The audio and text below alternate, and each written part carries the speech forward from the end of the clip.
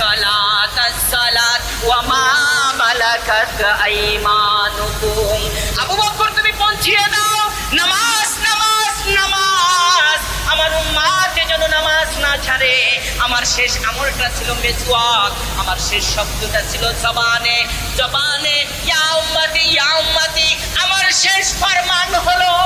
আসসালাত আসসালাত আসসালাত উম্মতে যেন নামাজ না হারে এই কথা বলতে না বলতেই মালাকাল মউত বললেন ইয়া রাসূলুল্লাহ আপনার সময় শেষ আপনার সময় শেষ কিভাবে আপনার রূহটা বের করতে পারি এই বলে তার হাতটা শুধু বিশ্বনবীর বুকের উপরে দিয়েছেন দেওয়ার সঙ্গে সঙ্গে বিশ্বনবী এমন একটা চিৎকার দিয়েছেন এমন জোরে কান্না করেছেন বিশ্বনবী চিৎকার দিয়ে জমিনে বেহুশ হয়ে পড়ে বলেন ও মালাকাল মউত আজরাইল প্রশ্ন করতে চাই তুমি কি তোমার হাতটা রেখেছো না উহুদ পাহাড়টা আমার বুকের উপরে চাপিয়ে দিয়েছো নবীকে বললেন ইয়া রাসূলুল্লাহ আল্লাহ থেকে ফরমান হয়েছে আদেশ হয়েছে পৃথিবীর জমিনে যত মাখলুকাত রয়েছে সমস্ত মাখলুকাতের মধ্যে আপনার মতো রূহটা বের করা আপনার রূহ বের করার মতো সহজ কোনো কাজ আল্লাহ আমাকে দেন নাই আর কোনোদিন আমি এত সহজে কাহর বেরও করব না এত সহজে শুধুমাত্র আমার হাতটা আপনার উপরে রেখেছি আর যারা গুনাহগার উম্মত হবে তাদের উপরে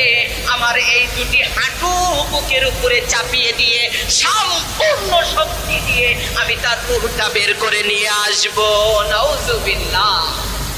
বিশ্বনবী কান্না করে বলেন আজরাইল সমস্ত কষ্ট তুমি আমাকে দিয়ে দাও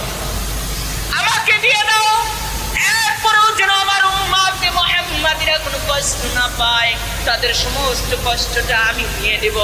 আমার উম্মতদেরকে মালিককে বলো মাফ করে দেওয়ার জন্য আল্লাহ রাব্বুল আলামিন বলেন ঈমান আমল যদি ঠিক থাকে তাহলে আমি ওয়াদা দিচ্ছি তোমার উম্মতের জন্য যেমন খামিরের ভিতরে চুল ঢুকলে বের করলে কোনো বোঝা যায় না নবজাতক শিশু ঘুমিয়ে পড়লে বোঝা যায় না এইরকম ভাবে যখন কোনো আনন্দের জিনিস সামনে আসে মানুষ দিশে হারা হয়ে যায় তেমনি ভাবে তোমার জান্নাতি যুবক এবং নারীদের রূহটা এমন ভাবে বের করব